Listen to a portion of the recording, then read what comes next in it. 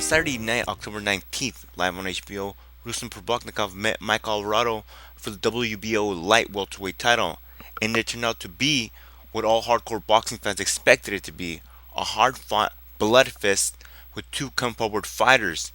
Provodnikov stopped Alvarado after the 10th when Mike decided not to continue. We now go to the ConcreteJungle.com's Tommy Elias for his thoughts on the fight. Welcome, Tommy, and let's not forget, you picked Mike Alvarado to beat Ruslan by KO. Let's go. Ruslan Provodnikov, this dude is for real, you know. I mean, he's animated. He comes as soon as they ring the bell, he ran right over to him. You know, he's ready. He's handling his business now, and he's on top of the world. Just after that one fight, he's on top of the world. Everybody wants to see him. Even if people didn't see the fight, they went to work today and they heard about it. They heard about him. You have to see him. They probably Googled him. You know. So I bet you his Twitter and Facebook, you know, his stuff is on and cracking right now. You know, the fact that this guy was just on Friday Night Fights knocking out, you know, Emmanuel Augustus, you know, the Drunken Monkey, and fighting DeMarcus Corley, and his fight with Mauricio Herrera, the guy that they do have in common, you know, and now, look at, you know, blink your eyes, and just that quick, he's here on the main stage, you know, fighting for the WBO light welterweight title. Alright, Tommy, we saw referee 20 Weeks in Mike Alvarado's corner and heard Weeks ask Mike if he could still continue. Mike just shook his head. Alvarado later admitted that he did stop the fight because he was not able to recover like he usually does in fights. Question to you is, will Mike Alvarado get the same type of backlash that Victor Ortiz received after he quit against Marcos Maidana, or the same type of backlash Chad Dawson got after he stopped the fight with Andre Ward? Do I feel that Mike Alvarado quit? No, I don't. You know, and I'll tell you why. There's a difference between, you know, say, Chad Dawson. Chad Dawson, you know, versus Ward. You know, he quit. He said, no, I don't want to. I understand he was sick. He had the flu. I understand he had all that weight to lose, you know. But he told the referee, no, I'm good, instead of going out there and going out on the shield. And I don't have a problem with that, you know. I don't, you know. But in my head, yeah, that fight where Chad Dawson quit. Ortiz versus Maidana, another prime example. Ortiz, he even said, I shouldn't be getting hit in the face like this. You know, he quit. He said, he turned to the referee and said, no, I don't want no more. You know, Mike Alvarado didn't have that chance. Ruslan Provodnikov was on him like white on rice, and he was coming. He was every round. It was just more of the same.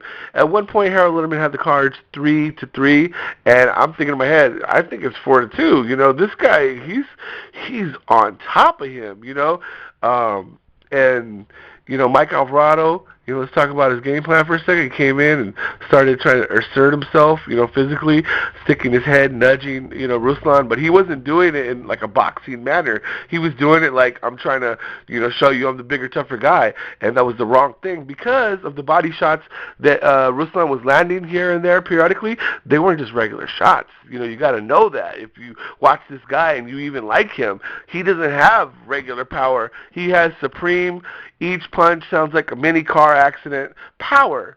So, I mean, it changed the fight. It changed the dynamic of the fight. Mike didn't show that he wanted to come out and box.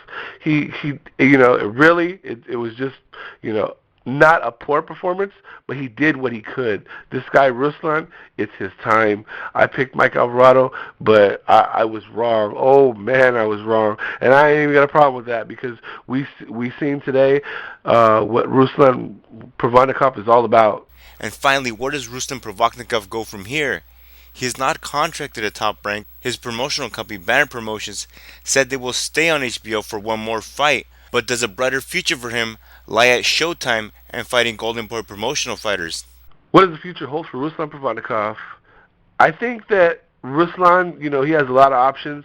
Obviously, because he's with Banner Promotions, Artie Pueblo, and he doesn't have to, you know, just jump ship. He could stay at HBO, and they could stay with Top Rank, you know, fighting under them, and he could develop a big following like Pacquiao did. You know, Pacquiao. Some people wanted to see him fight Prince when he beat Morales, and other people, Raheem when he beat Morales. You know, and other people wanted to see him fight.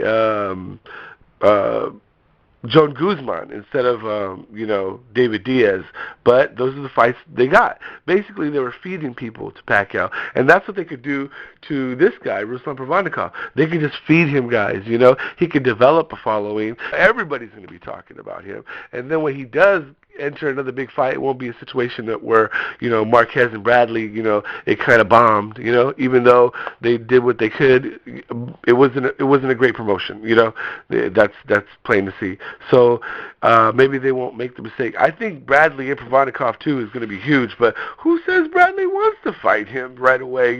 Come on. Bradley's talking about Floyd Mayweather. He would love that fight, and he feels he's most deserving for that fight.